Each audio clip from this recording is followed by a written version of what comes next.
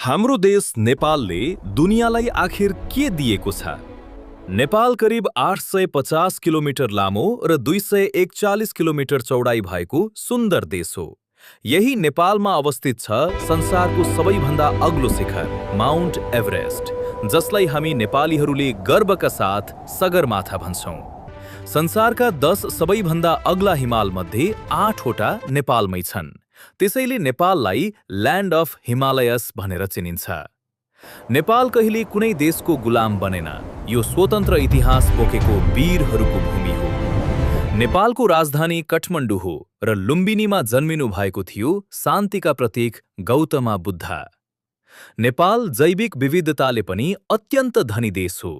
विश्वका करिब 9% चराचुरुङ्गी, 4.5% पुतली र 3.4% स्तनधारी जीव नेपालमै पाइन्छन्। त्यसैले नेपाललाई एमेजोन अफ एसिया समेत भनिन्छ। र 2072 साल असोज 3 गते अर्थात् 20 सेप्टेम्बर 2015 मा नेपालको संविधान जारी भएको थियो। यति सानो देश तर इतिहास, प्रकृति, संस्कृति र साहसले भरिएको नेपाल साँच्चै दुनियाँकै लागि गर्वको विषय हो।